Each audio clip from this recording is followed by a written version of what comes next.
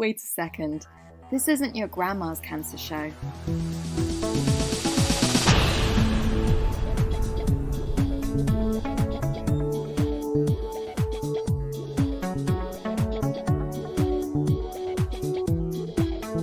Not your grandma's cancer show. Hi, I'm Tatum, and this is Not Your Grandma's Cancer Show, and today we are delving into guilt.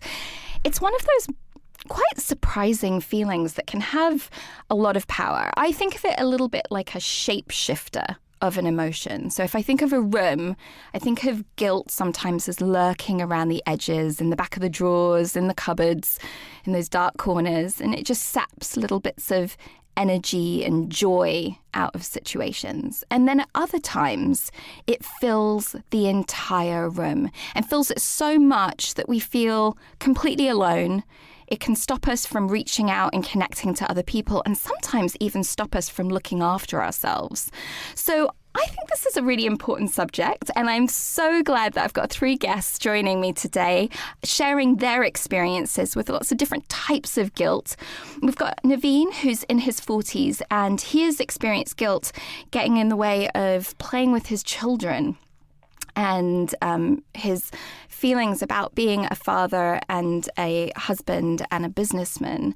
And Mikki is in her 20s, Mikki Phipps, and she felt guilt about her mother being at her original appointment where she was diagnosed. And right beside me is Daniella, who has experienced the guilt sandwich of, on the one hand, sometimes needing some physical assistance, and on the other hand, being told that she looks too good and too well. So, Daniella, I'm so excited that you're here and chatting about this today. Can I ask what you were doing in your life when you were diagnosed? What was happening? I think I was living a pretty normal 41-year-old life. Going out, socialising with friends, family, working. I probably wasn't looking after myself as much as I should in terms of going to the gym and things like that. But that was meant to be my plan for this year. But the diagnosis kind of got in the way of that. But and when were you diagnosed? Very end of March. So it happened in quite a whirlwind. So I was diagnosed, had a colonoscopy mid-March. It was confirmed it was bowel cancer at the end of March. And then I literally had surgery to remove the cancer on the 2nd of April. And so it was within 3 weeks, went from sort of initial procedure to surgery, so it was quite quite quick. Quite quick, yeah. And we're only in August now. Yeah, so it's been quite very recent. A whirlwind for you. Yeah. And when would you say that you experienced kind of the first inklings of feeling guilty? Actually, on the day of the colonoscopy, when the surgeon was. Who he ended up being my surgeon who did the colonoscopy, but he was amazing. He was very gentle and he could see the tumour straight away. And afterwards, although we needed to have the biopsy results, etc., he did say, from experience and from the feel of the biopsies and the look of the tumour, he said, look, I think you do have cancer. And that I felt really bad for my sister because she was with me. And I was under the impression that I was going to be diagnosed with inflammatory bowel disease because that was what the doctors, the previous consultant I'd seen, all of my symptoms sort of initially indicated. I had no weight loss, or any, some of the typical sort of cancer symptoms. And actually one of the consultants I originally saw actually said, look, you don't have cancer. So he wouldn't discuss any of the sort of, I wanted to sort of ask him about what do you think it could be in terms of the treatment for inflammatory bowel disease, etc. And he was quite curt and sort of said, look, let's not jump to any conclusions. You don't have cancer or anything, so let's just wait and see what the colonoscopy... So that must have been so shocking then. Yeah, and actually I was very angry, and that's why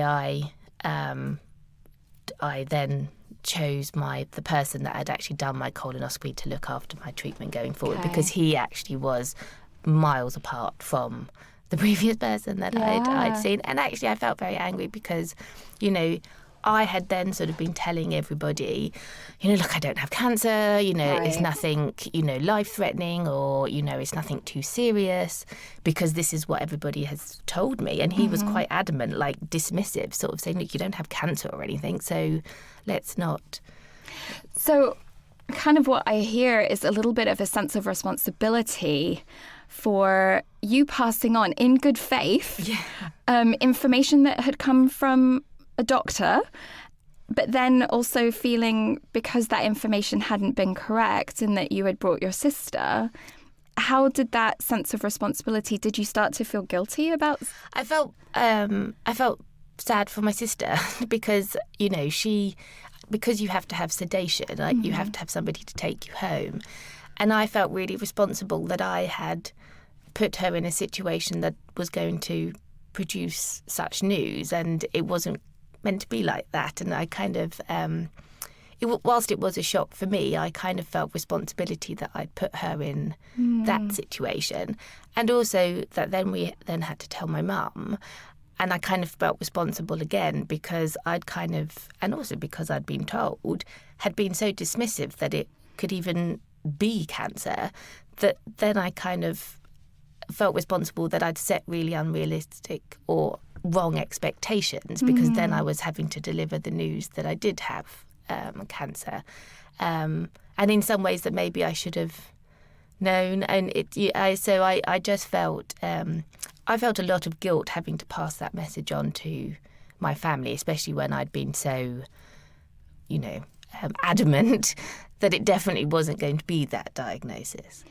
And how did that sense of guilt make you feel? Because I know guilt is an emotion, but sometimes it kind of drags other things into there. So sometimes it can drag a sense of shame, or it can drag, a sense of anger or frustration or other things into there, or it can kind of make us want to push away from other people. And I was just wondering, for you, when you felt guilty, how did you know it was there, and was there anything else attached to it? I think in that particular instance, I just wanted to hide in a corner because a lot of sort of things were going through my mind, and how could this have happened, and how couldn't I have known, and and then the sort of the flood of what I have done to my family in terms of this, and I was responsible for their pain and worry. And so I withdrew quite a lot into myself because, I was in shock, but also I think it just, it felt like a burden on my shoulders that I had placed on them as well. And that felt quite a heavy sort of weight that had been put on me. Yeah. I think a lot of people can relate to that, wanting to protect other people around you, and almost that the guilt is coming from a real place of love. Yeah. And how did your family or your friends or the people around you deal with did they feel a sense of retreat, or were you able to be present enough but kind of internally withdraw? My family is very close, and so my immediate family I was in constant contact with, and my mum came to stay with me for over 3 months to sort of help me. But for the extended family, and again with extended friends and etc., that's when I think I did withdraw, and I sort of said, that I don't want an inflood of messages and sort of goodwill. And partly I think that was self-protection, that I didn't want to face what I was going through because I was still in shock, basically, with the diagnosis. But I just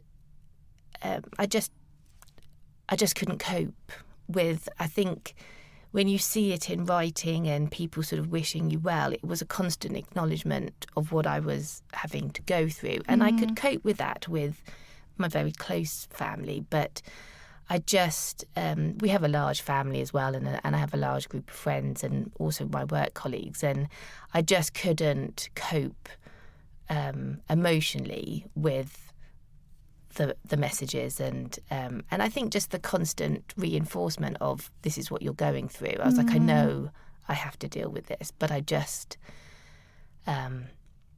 couldn't cope with the goodwill in some ways. You know, I can relate to that in that I was also very lucky that I had an influx of well wishes, and I couldn't respond, and I couldn't quite understand why, but I felt guilt around. There's actually probably still guilt around messages that I should have responded to.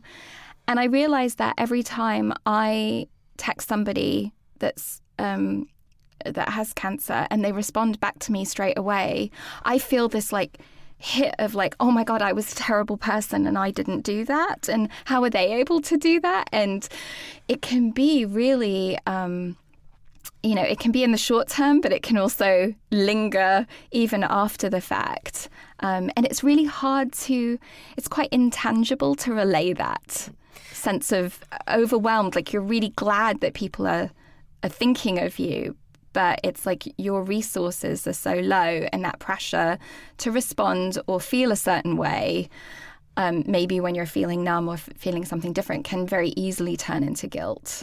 And I think one of the emotions, I had with a friend, bless her, when I told her, she sort of responded back because it was a shock. She was like, oh my God, I just burst into tears. And then I felt guilty that I just made her cry. And then you then sort of have to reassure them that it's okay and that you're okay. And then you end up sort of playing everything that you're going through down because you don't then want them to get more upset and then worry and etc. And I just ended up being like, I can't keep doing this because it's sort of, you end up in like a ping pong of emotions of this is what's happening. Then they get upset and they worry, and then you have to reassure them so that you don't feel bad that you've now just upset them. And actually my close family were great at sort of shielding me from a lot of that, because I sort of said to them, I know everybody loves me and cares, and I know they're coming from a really great place, but it's me that can't deal with it. It's not. It's not that I don't appreciate it or I don't want it. And actually, the messages all came through to me, but just not directly. And that was the way that I was able to cope with it. And had you experienced guilt before this? I did with grief. My father, unfortunately, passed away due to cancer just over 3 years ago. And again, I never thought through grief guilt would be the key emotion as the same with this. I think it comes and sort of slaps you in the face in a real shocking way.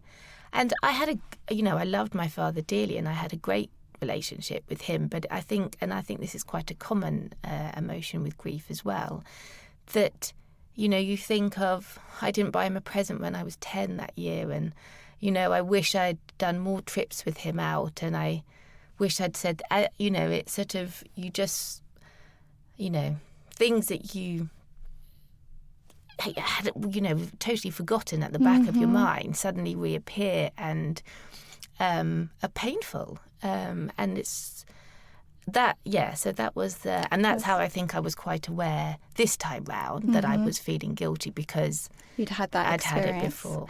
It's quite interesting because I think around cancer diagnosis and treatment and then looking at how life follows after that, there are griefs that we go through, and we don't necessarily always think of it as that, but it can be grief around the loss of what they call the assumptive world. What you assumed was going to be up next in your life, what you assumed your life was going to look like.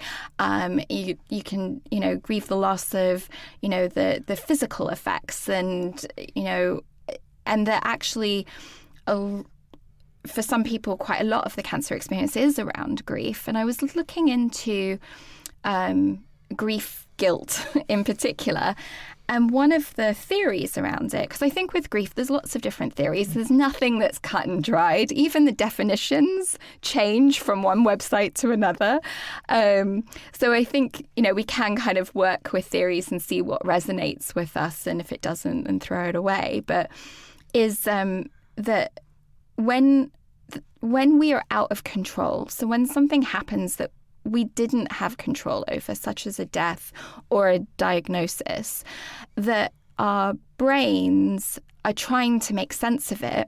And somehow, if we can make it be our responsibility, even though we know logically we didn't cause it, and if we feel a sense of guilt, we're still restoring a sense of order to the world.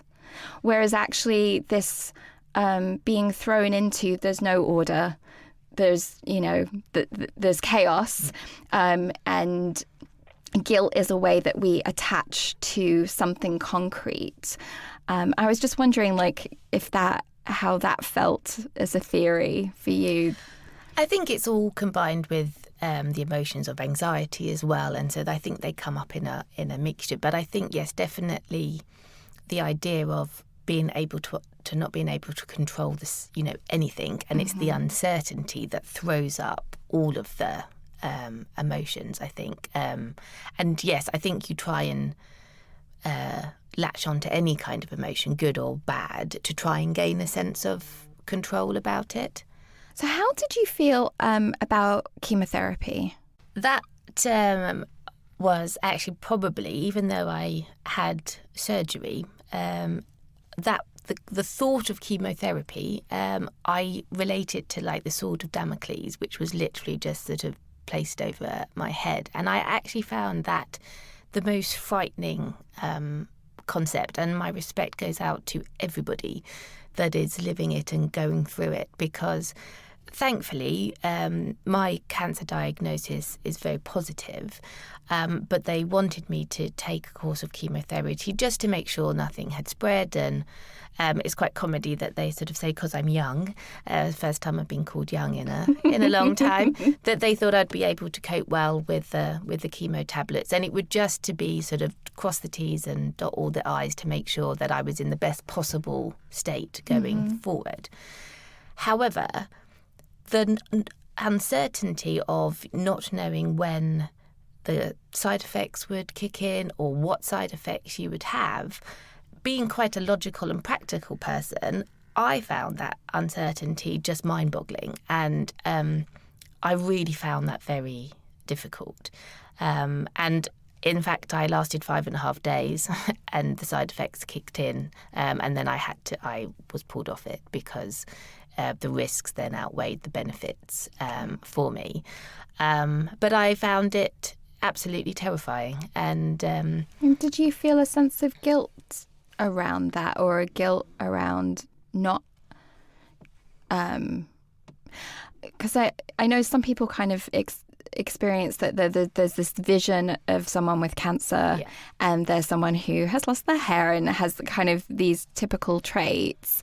And that sometimes when you don't have that, that can bring up its own senses of guilt as well. Well, I think the biggest sense of guilt and the biggest shock of the feeling of guilt was when I walked into the oncology clinic to first get my sort of chemo tablets and sort of tests, and I saw people that were obviously on far more intensive treatment than I was going to be on. And I felt so guilty that I only had stage 2 cancer and that my prognosis was good and that I wasn't terminal. And I just felt, and I almost felt like a fraud because I looked well. Everyone was really pleased with how I was kind of, I had symptoms and some issues, but in comparison to others, and I just felt like I shouldn't be there. Yeah. And that was really difficult because I then had, feelings of guilt that I wasn't looking after myself or acknowledging the fact that, I did have stage 2 cancer and I did have major bowel surgery and that I have gone through all of this. But then every time I sort of went in there and you saw other people that were in pain or more tired than me, then I felt guilty that I was then complaining about the issues I had because they weren't as serious as the other. And I do. That's a real ping pong. Yeah. I think that's where the guilt sandwich really comes into effect, because you go one way and you can feel guilty, and you go the other way and you can feel guilty, and it can really mess with your mind. Yeah, and I did find that really tough going into the oncology clinic, because I was constantly faced with protecting myself in terms of, don't be hard on yourself for what you have gone through, because it is still the worst thing you've gone through in your life, and you can't compare to others. But then so grateful that I wasn't in a worse state. And it's that I found, and I never thought I would feel guilt for not having a worse cancer. I would say that experience is quite a common one, of feeling grateful and guilty at the exact same time. And I know one of our other guests, Mikki, has felt that too, and she'll be joining us on the show a little bit later. But right now we have Naveed coming into the studio.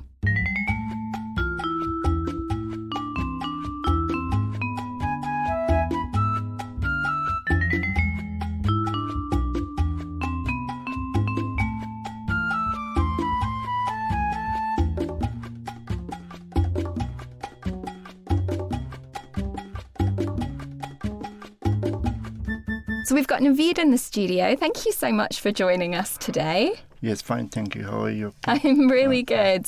And can I ask, what was going on in your life when you were diagnosed? Okay, it was early 2016, just New Year finished, and in January. And I have a lot of plan in my mind, I lost 20 kg weight in early 2016, and everything was going very good. I was born with family. I have a lot of plan. My son going GCSE, exam. So. And how many children do you have? I have 4 children. You have 4 children. Yes. Okay. 2 sons and 2 daughters. And so life is busy. Very busy, and I was making planning, to extend my business, but suddenly I feel my tummy, which was I reduced my weight, getting big, my foot getting swollen. I went to hospital. They took my chest X-ray, and then they found I have 8 centimeter water on my heart. Straightway they referred me to St. Bart Hospital, and then the doctor told me, you have a tumor around your heart. And that's an unusual place for a tumor, isn't it? That's what they told me. They said it's very, very rare. And I'm shocked that time, because my life completely changed within 24 hours. Yeah. And then they did open heart surgery, and life completely changed. When I came after 4 weeks later from hospital, 3-month bed rest. After bed rest, they start chemo, oral tablets, and I could not tolerate. Twice they give me. And then I've been hospitalized again twice. They stopped my treatment. Then they said, you okay, but we keep eye on you every 3-month scan. So because what happened in the UK is not advanced treatment. Now they're giving, next week I'm going to see my consultant again, and they're taking advice from American doctors to give me further treatment. Because there's very few people in the UK with your type of cancer, is that correct? Yes, my consultant told me, she said it's only 450 patients in this condition. Right. And I am in 100 list, top 100 list, which is very rare. Yeah. I met only one lady, yes, with this condition. And how old is your youngest? She's 7. Just 3 days ago. Yeah. And you had really painted a picture of how it felt when we chatted before about her wanting to play with you and your feelings around that. First, when I came from open heart surgery, when I came home, she very close to me. She said, pick me up, yeah? And my wife said, no, he can't pick you up anymore because he's not feeling well. So the first guilt came in my mind that time, I'm not a normal person anymore. My life is changed. So until today, even for her, my other son, when they need help from me, I can't give them. As a father, I want to give them, Yeah. I want to support them in lot of places. My daughter said, play with me. And sometimes she said to me, which is very young, she said, oh, you too old now. I said, yes, okay, I'm old now. So that's why. And how did that feel afterwards when you were by yourself? Like how when you feel that way, when you feel that sort of heaviness of guilt, like how does that come out? I tell for you, be honest, I cried then alone. I don't have a word here to tell you something, because that moment my mind said do something, but my body said no, you can't do it, Right. because need a rest. Suddenly I get fatigue, pain, like I'm get tired. So I used to play with her. A lot of time I had to help. But after that I stayed in the bed a few days. So my wife said, don't do it now anymore. Right. So obviously, as a dad, as a friend, as a partner, I feel very upset, I need to do a lot of things for them, but I can't do it. Because it's layered, because those were all the things that you did before, and kind of going back, Danielle, to kind of what you said about wanting to protect the people that you love the most. It really feels like you would like to keep them away from that, but it's not. It's that sense of again, these things are not in our control. The fatigue and needing to look after yourself in that way. Yeah, it's not in my control. But what I'm doing now, I learned a lot of things from this tumor. Mm-hmm. What I think this is, maybe God give me time to spend with my family. This is, and then I get tired. I get isolated, myself in the room, because when I get tired, I feel angry, but I don't show this anger, this tiredness to my children. Mm-hmm. And but obviously, you feel by explaining to my eldest son, and they grow up now. I have to explain them very clearly, but it's very hard to explain my two youngest daughter. Yeah. And they want. Very hard to explain, like as a father. And do you have other people that you can talk to that About this cancer? No, really. I just recently met last month, first time with Shine people, Shine group. They are very supportive, I met Carol, Neil, and I was very, very excited before I went, and I came after that. And at home, this is in my family is my only wife who understand me, supportive, because I used to tell everybody, but they judge me. Oh, you have a cancer. This thinking, why is alive? He's supposed to be deathbed. And they ask me so many questions. It's not deaf. I don't blame them. It's very hard to explain them, Mm-hmm. First you had a cancer, and second you are suffering from very rare of cancer, rare form of cancer. I used to have a bunch of friends, but now no more, because it's very hard to explain with them. I don't expect anything from other people now. Mm-hmm. When I visited St. James Park, what I feel, I came in my family now. So meeting up with the Shine people, Yes.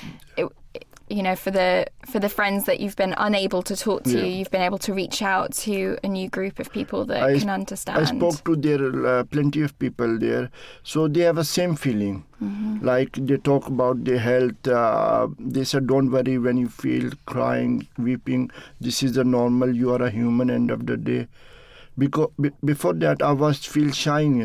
Why I'm crying? Why I'm weeping? I'm a man. I need a strong. but they told me no, it's normal. So I feel very relaxed. Oh, that's so good. Yes.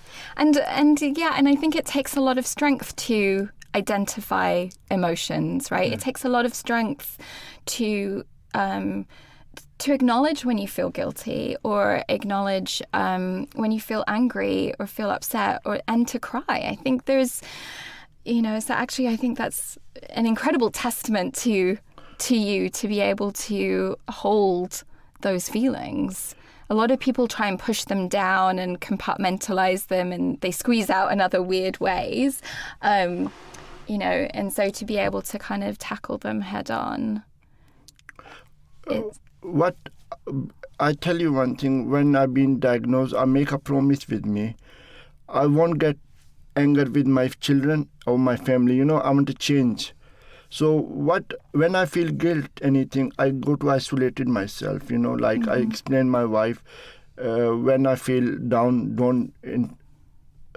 don't say anything to me. Just leave me alone for a few hours or half an hour. When I feel better, I come to you again. Okay. Because it's not you, no children, no, it's me, it's my cancer, my mood playing with me. 1 minute I'm down, maybe 1 minute I'm up. I don't know. And then I'm down, I feel really guilt, Why me? Is too young, only 44 years old. And even if I was talking yesterday with my wife, a lot of things. My daughter said, take me to a shopping center. I said, I'm very tired, And then...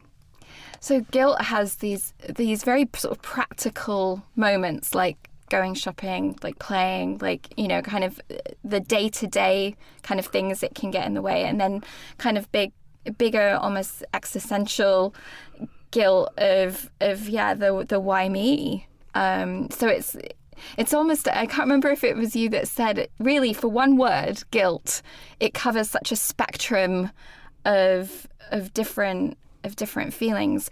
And I suppose in there sometimes is also mixed in with guilt can be shame as well. And I watched Oprah Winfrey talking to Brene Brown about shame, and I think it is quite, there is crossover between the two, and one of the things they said was that it grows in silence, it grows in secrecy, and it grows in judgment. So when we're feeling that guilt, when we're feeling that pressure, the antidote to it is empathy. And sometimes we won't have anyone else around to empathize at that particular moment. But that's when we can start to empathize with ourselves. Like if we can talk to ourselves the way we would if we were talking to somebody else. And I always like advice from Oprah. So I thought that it was quite a powerful vision for when we are on our own. Like, okay, what can we do? And while we might not be able to reach out right in that moment to get empathy from someone else, like, can we get it from ourselves? And then what you did with going to Shine, like, you were around people that understood. Yes. And that felt quite transformational for you. Yes, it's helped me a lot. And I don't know before Shine. I went Macmillan. Mm-hmm. They referred me from Macmillan to Shine. And met all kind of people there, who have a kidney, brain tumors. And very, very supportive, now I was talking with my wife. I said I have something to do in my life, for them, for the Shine people, volunteer for them, like we support them as well. So it sounds like you really felt a sense of connection. Yes. And I think that is, like talking about that, it's something that comes around again and again, like guilt. Feelings of guilt can get in the way of connecting, but when you're connecting with other people that also understand that, then it cuts through in quite a powerful way. Yes. let's see now what is going to happen, you know. Yeah, so you've got your appointment coming up this Yeah. week? Yes, I'm going next week, 13th of July. And let's see what we're going to do, treatment or again what. Because I need a treatment now because I'm get very tired very quick and suddenly, you know, I don't know. Maybe if I go home from here, I need a rest for a few hours. Okay. So, but I'm not scared, but I'm panic because my consultant said it's terrible flight first, you know. But once you get used to it, chemo, because I had twice bad reaction, you know. So I have, like she said, like you scared a little bit, you know, what is going to happen. Because I'm only worried for my children, nothing else. I'm a fighter person inside, you know. If I'm my own, I don't care for anything. It's interesting how we displace ourselves in this situation as well. Like you're really holding on, like, to, you know, how much you care for your family, and it was something that you echoed, that you felt really protective of your sister and your mum, and having to tell people afterwards. And I wonder, like, in that, can you also hold on to their capacity or their want to look after you? I think it's difficult because your connections with your family, you want to protect them so much from any kind of pain and especially worry, because you can't control what's going on yourself. They can't control it either, and it's sort of, and maybe it's a way of deflecting our control, that we want to control their pain and their worry because we can't control our own. But it's, I think, a sense of responsibility that you hold on your shoulders, that your illness has caused this pain and worry for them, and you've put it on their shoulders. And I think that's just a really sad thing that you have to deal with, on top of sort of all the emotions of dealing with your own diagnosis. Yes, I want to add something here. Same. My wife is always stand with me, but I don't want to share a lot of things to her because I'm not, like focusing on the house at the moment, and she's doing everything, you know, and she's everything take care of me, you know, everywhere she appointment, everywhere she go with me. Plus she's doing teacher training, you know, like she just joined the job this year. So I want to keep my pressure on me, you know, not to them, because I know she's upset. But, you know, like I don't want to give her upset, but she's there. She's always thinking about me as well. So I told one day my son, I said, son, I tried my best for you in my life, but whenever I got chance again, I strike back again, you know. And he said, Dad, don't worry, whatever you did hard, you know. And this is, I think, big present for me, you know, whatever he said, this supporting me. And this with me, as long they with me. But I tell you, be honest, when they outside the house, my children, like they're going to uni, busy, I'm happy always, because I'm thinking they're not relying on me, you know. If everybody relying on me, then I get upset, really, you know, down, because if I'm down, they're down as well now. So this credit is going to especially my wife, you know. And I think you need one friend, good friend, one friend is enough in your life.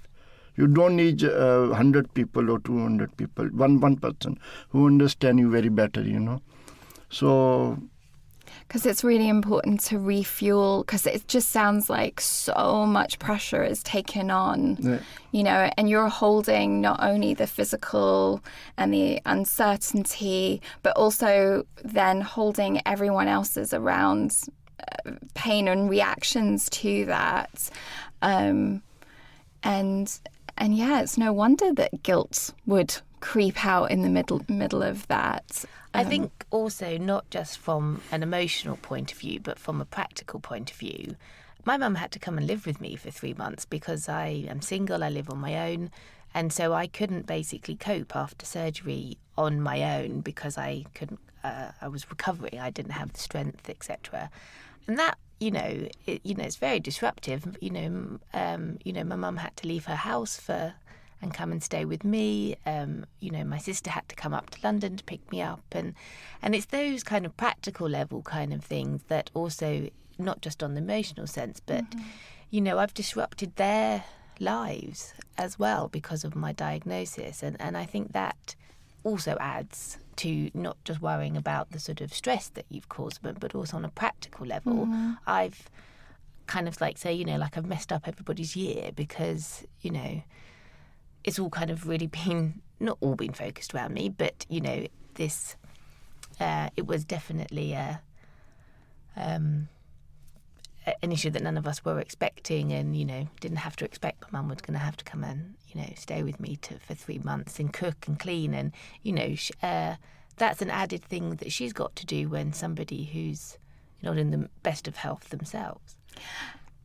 And from an because I think there's always the how you feel, and then there's, different outside perspectives of that actually a lot of people, it's quite an honour to support someone going through that. And if it was the other way around, I know both of you would move hell and high water to support your family. So, it's interesting that we take so much on ourselves when actually we would very freely give that help if it was the other way around. And I know that that's something that Mikki has also experienced with her family.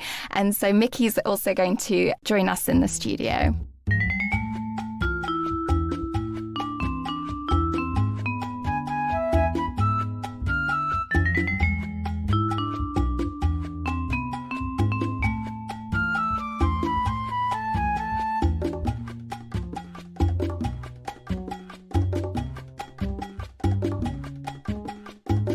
Hi, Mikki. It's so nice to have you with us. Hi, thank you for having me. And what was going on in your life when you were first diagnosed? So I was actually in a really good place when I first got diagnosed. I was just starting to try for a family with my husband. I've been suffering for depression for about 7 years, and we'd finally got a handle on it. We'd just moved into a new house. We were trying for a family. I kind of landed myself in a really good role at work. So I was starting to get a grip on adulthood, I suppose. I was trying the whole adult thing anyway. And how old are you? I'm 28, so no, I'm not. I'm 27. I was 26 when I was diagnosed. And when do you turn 28? I turn 28 in next May, so it's quite a while away. Because sometimes I think we say the age above to mentally prepare for it coming up. I feel about 70, so I think I'm just adding on years anyway. And so one of the things that you mentioned to me about those first pangs of guilt, and you may have heard from Daniella a very similar experience, that very first appointment. So can you tell me what that first appointment was like for you? So I took my mum with me to my first appointment, the one where I got the diagnosis, and my mum has actually been through breast cancer herself. So she was waiting with me in the waiting room, and I already kind of had a feeling that I might have had the news because they called someone in to double check when I had my scan, and there was we're doing biopsies. So I thought it was coming, but at the same time I didn't think it was coming, which is why I took my mum along. And they told me the news, and I remember just feeling, I didn't listen to most of what they said. I just felt a lot of guilt because my mum sort of said to me afterwards that the way in which they had told me was very much the same way as she'd been told. So essentially, I just made her relive her diagnosis all over again. We had to wait in a separate waiting room to everyone else. We went in, the Macmillan nurse was talking to us, and then we got taken to a lounge to talk about it afterwards. So I just remember feeling kind of I've just made my mum go through everything that she's been through, which I'm finding traumatic enough, and she's having to go through it yet again. Mm-hmm. There was, I regretted my choice, but at the same time, my mum like reassured me that it was good that she was there, because she knew the drill. She knew what questions to ask. She knew what was going to happen.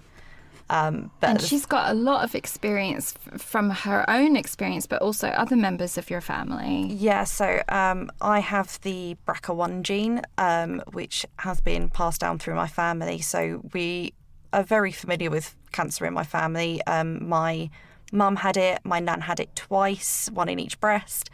My aunt has had it as well. There's other types of cancers as well that we've had in our family. And I mean, for my mum, my nan and my aunt, they all got through it. They all got given the all clear afterwards, touch wood. So yeah, we've had, as much as you can have a positive experience of cancer, we've all had sort of fairly good outcomes. But I think this one was kind of the one where my family were like, okay, we're kind of sick of the whole chemo and surgery thing now. If we could kind of have a break within our family, that would be kind of nice. And also them looking at someone younger. Yeah. I think my mum kind of never wanted to go through it in her lifetime. And, you know, I know that she felt a lot of guilt about passing the gene on to me. It was kind of, she felt that it was her fault that I had cancer.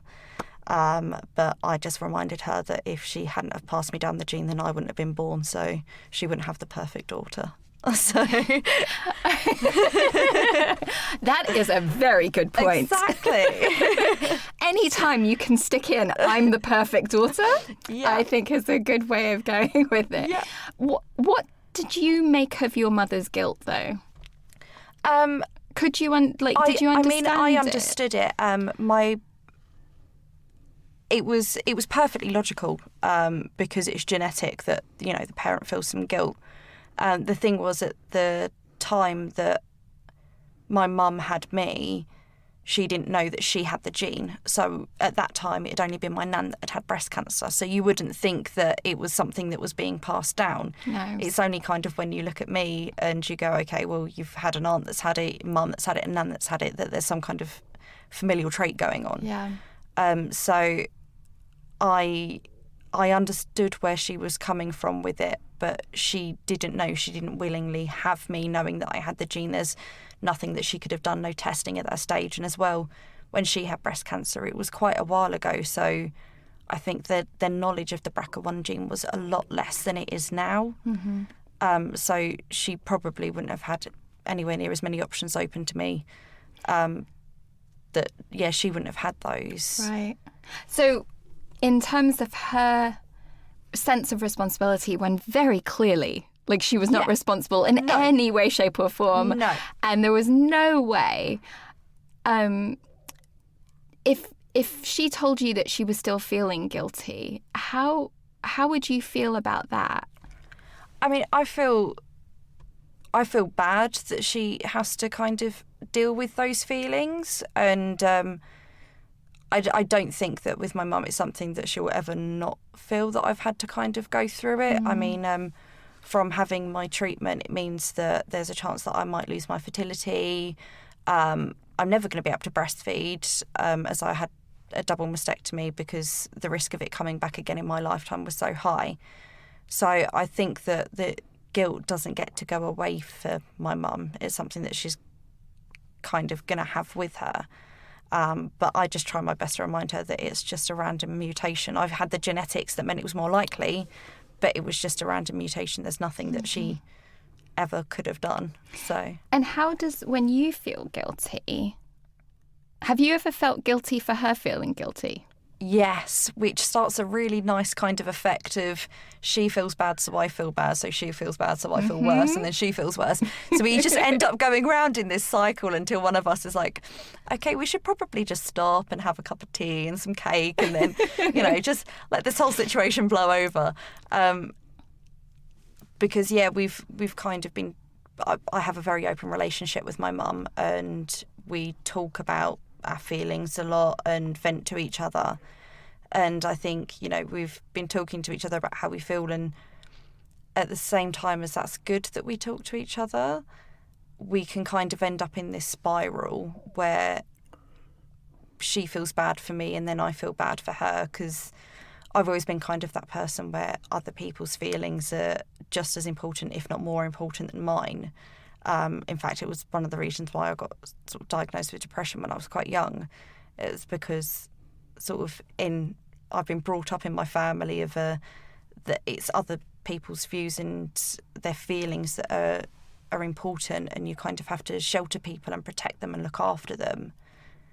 So yeah, it was just.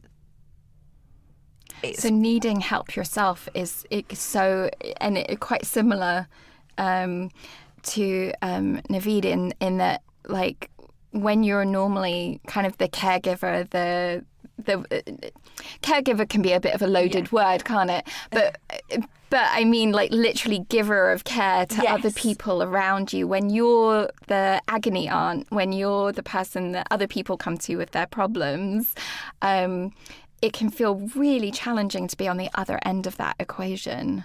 Yeah, I've always tried to kind of be the adult in my family and been that person that people can go to. I have been kind of like the agony aunt of a thing, like, you can come around to mine and you can vent, and I'm going to say it again, a cup of tea and a cake is always the answer. But it was very, very strange and very hard to let go of that and to accept help. It's not something that came very naturally to me. Do you feel guilt was what was getting in the way of that? Yeah, it was a case of I shouldn't be helping you. I should be helping you, not the other way round, because that's my job. That's what I've always done. So having to then kind of take from people, and yeah, it was just it was a slow creeping up guilt, especially as I got worse through my treatment. My chemotherapy was very intensive. So just as I felt like I was coming to grips with the guilt, another side effect would kick in, and I would need more help. I mean, by the end of it, I couldn't drive. I could barely walk sometimes. My husband was having to put me in pyjamas and help me brush my teeth because sometimes my arms ached too much to lift them and things like that. And I never, ever imagined myself being that person. So like you said earlier, kind of about the grief, I had to kind of deal with grieving about the life that I should have had, and the fact that I should have kind of floated through life and never having to have anyone look after me because I was that independent woman that looked after myself. And how does that feel to say that? Like, how does it feel to talk about that? I have got quite good at talking. My family would definitely agree. Because of all the counselling that I've been through 3 lots of counselling. So I'm quite good now at picking up on my emotions and being able to talk through them. The hardest thing, like Naveed said, is talking to your family about it. So I found that it's one thing talking to people that get it and understand and have been through cancer. But when you're talking about it to your relatives, it's a whole different thing. And I think, again, it's because of that. You want to protect them. You don't want them to feel the guilt for the guilt that you feel and start that whole spiral going off again. So it's easy to talk about in some situations, but with my family, it's something that I think that they're aware of, but they don't know quite how badly I felt it, particularly towards the end of my treatment, where I was getting frustrated about the fact that I couldn't do anything. And I think they just saw that frustration and that anger of the fact that, like, no, I want to get myself up to the bedroom. No, I'm going to kind of try and cook myself a meal, and knowing that it was, like, never feasible. I think that's it. That's where, like, guilt can really get in the way of us looking after ourselves, because we can sometimes push too hard, and sometimes not ask for the help that we need.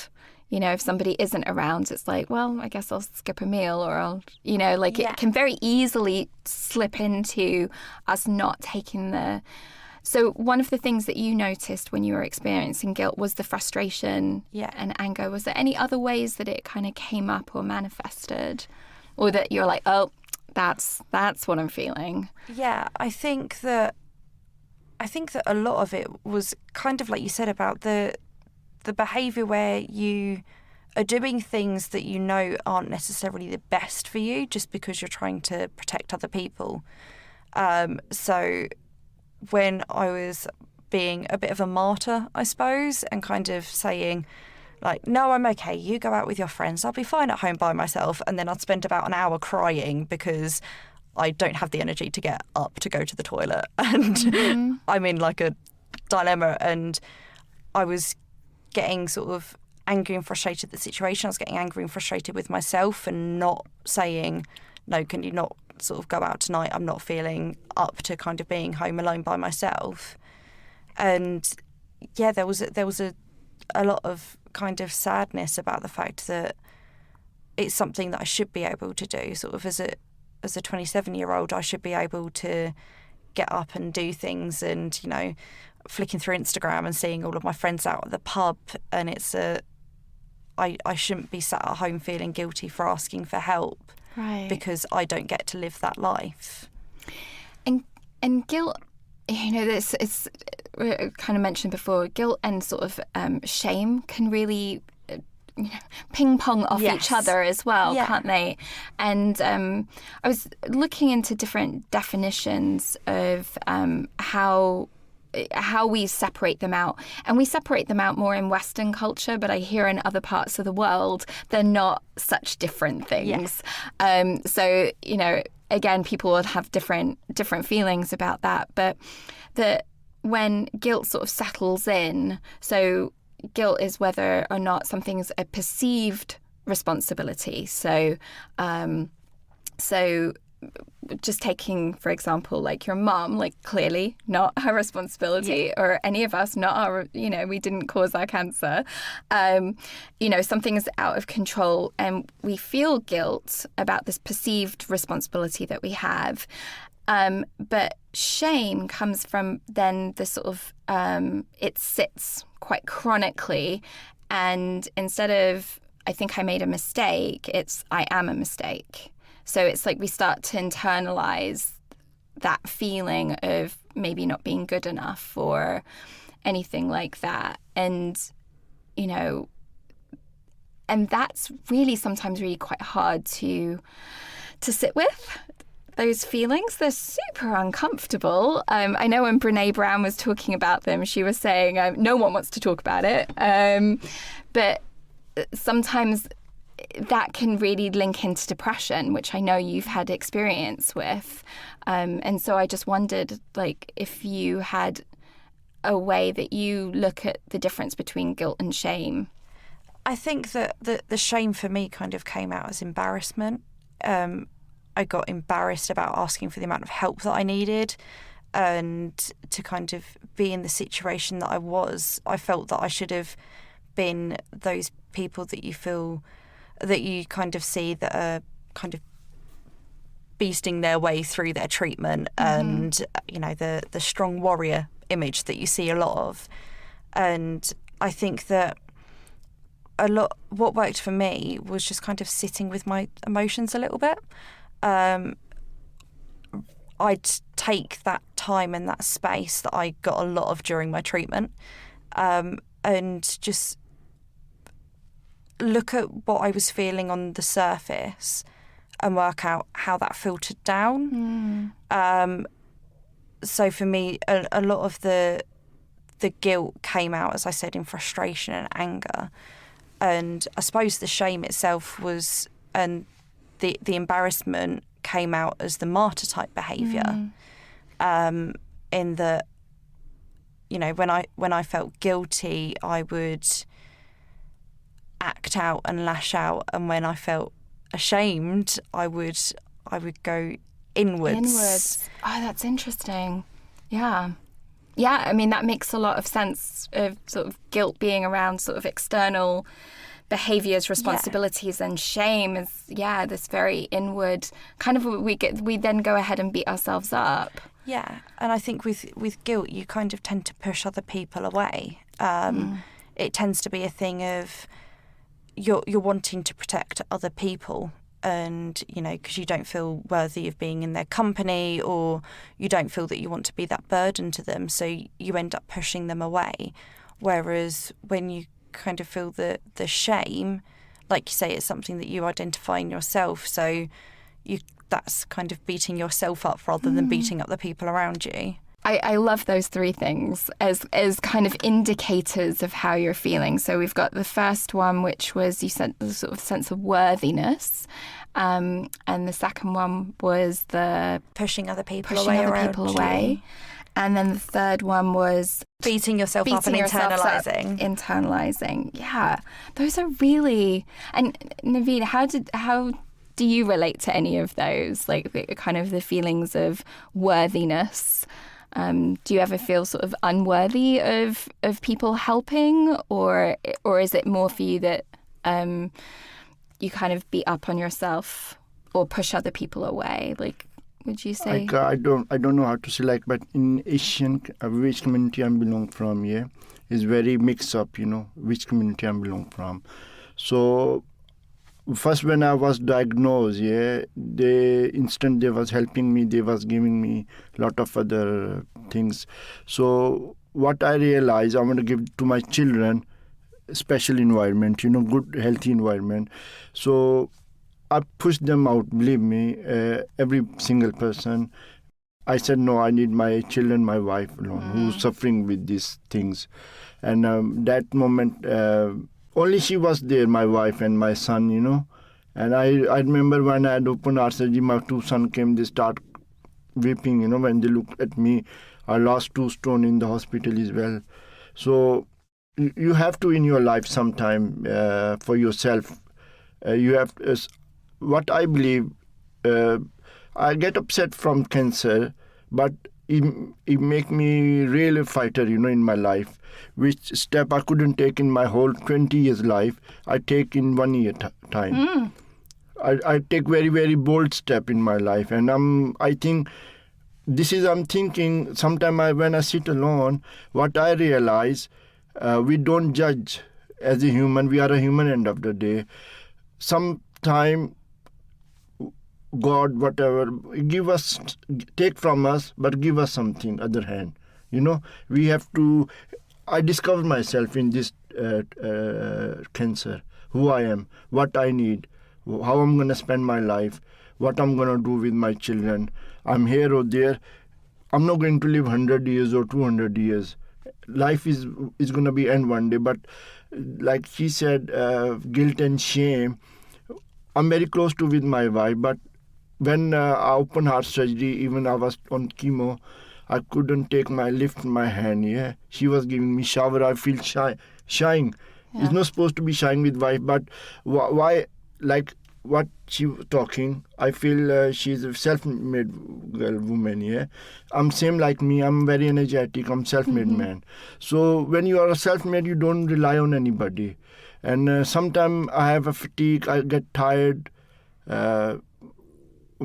Like my wife is going to shopping, and I need a glass of water, I don't ask for my son, I feel shame to ask. Why? Yeah. I'm too young to do this. I'm not going to ask. Still I'm take on medication. I go downstairs myself. I eat. Why? I don't allow anybody to do this for me. Why? I feel shame. Like what I learn, if I push me more, I do more then. If I say I'm not doing, so I keep pushing me, So it's such a fine balance, isn't it? Because, there is sometimes the strides that you can make and clarity of purpose that you can find. And sometimes it's good to have a bit of a challenge to see what you can do. And then at other times, like you said, it can knock you out for days. And it's like, if guilt and shame can motivate, but sometimes they're inaccurate motivators, aren't they? Yeah. They can push you maybe a bit beyond, and it's like figuring out how to check in with those emotions and then still make the decisions that will be beneficial for you. Because if you're doing good, then your families, because they're so concerned about you, are going to feel better. And the ping pong can go the other way around as well, right? Yeah. So, that sometimes you getting that rest or getting that help, they can then feel like, oh, I helped. nice, and they can see that you feel a bit more relaxed, and then they come in, they're chilled out, and then you're a bit more relaxed, and it can just as much as it can spiral down, it can build back up as well. But yeah, they can motivate you. And you motivate them sometimes. What my son said sometime, Dad, if you can do this, why we can't do it? We learn from you. So sometime I'm down. From inside I'm down. Like after dinner, my both sons said, Dad, you want to watch the movie? But I don't watch movie because I can't sit in the sofa. So I need a bed. I said, okay, I don't refuse them. Because I can't give them luxury, but I still give them good time, Yeah. So they said, my wife said, oh, you have a pain in your back. I said, no, I'm okay, but today I'm telling her I'm hiding, because I have a pain. I need a bed rest like this, all the time. So this is, I'm doing guilt, like I can't provide anything as I can give them good time, So guilt, shame. But I think this is the life, when we do, push myself, she pushing. What I learn, then I have guilt come when I feel down, fatigue. It won't take me low down, I'm in the guilt. Still better than something we do bad, I think that's it. I think sometimes you feel, even though you might have pushed yourself too far, you still don't regret what you've done in pushing yourself too far, because it has alleviated some of that guilt. It's the case of, I have looked after my family. I mean, I went with my sister and 5 nephews to Legoland, which I think you can imagine how chaotic it was, and it was on one of the hottest days this year. No. So, which when you're just finished chemo, is probably one of the worst things that you could ever do. I spent the whole day hopping from shade to shade underneath the trees. And I really pushed myself that day. I mean, by the end of it, I was struggling to get up from the floor and sitting down. Yeah. And I got home and I was absolutely whacked out. But the alleviation of some of that guilt made it so worthwhile. And knowing that you kind of are still making memories with your family and you're giving them the best times that you have. Because, with cancer, no matter how good your prognosis might be, I think you still have that thing in the back of your mind of, well, I've still got to make the most of it, because we don't know how sort of long we have left. And yeah, we've got to look after our family, but also it's looking after ourselves in looking after our family. Right. Yeah. It's if you can turn that framework that in order to look after them, if their job is looking after you, then you have to look after you. Yeah. Yeah. Yeah. Yes. And it's not easy, but that's kind of like, in a way, that's how you can also show love for them. And I think that is also maybe a way that empathy can really start to diffuse maybe feelings of guilt and shame, because I don't think we ever get rid of them, right? I don't think that there's a magic way of looking at it and it goes away. But I think sometimes the intensity of it can be reduced, and the sense of feeling alone with it. So we're all nice and cozy here together in the studio. And I really wanted to find out from you what the experience has been like hearing other people talk about guilt. And if at any point you were like, oh, I totally get that, or, oh, I really wish I could take that guilt away for somebody else. Just curious how the experience has been for you. Let's start with you, Daniella. As I've been sort of listening to the other people's experiences, it's so reassuring and comforting that you don't feel alone in this, and that it's normal. Because when you're sort of dealing with this, because a lot of the time you're dealing with it on your own, you're not sure whether or not you should be feeling this, if the others are feeling this, if this is acceptable, are you going mad? And actually just to be able to hear that others, and I can relate to, everybody's situation is different, but you can relate to sort of how it corresponds with what's going in your life, that it's so reassuring. And that's part of the reason why I wanted to come today, is because a lot of this does create so much isolation in yourself. And I haven't met many other people that have a cancer. This is one of my first sort of events. And I really wanted to join Shine and be part of this because it helps, one, with the isolation, but also that you just feel that you're not alone in this. Yeah, and how's this experience been for you today, hearing about other people also feeling those feelings of guilt? It's very good, but same what she said, you don't feel yourself alone. And I don't feeling any more guilt. Like I'm feeling like a normal person, Like it's not in my hand. Right. I can't do anything about it, Yeah. Something when in your hand, that's worrying, But this is not in my hand anymore. This is I learned today. This is not in my hand. So be positive and just wait for your time and think positive. And how has it been for you? I think for me, it's been quite kind of interesting to hear how people that have had such different experiences of cancer, sort of different treatments and stuff like that, still have very similar feelings. I really didn't expect that. I kind of thought that you'd hear completely different stories, but all of it really boiled down to the exact same things and emotions. So I think for me, that's been kind of good to hear, to know that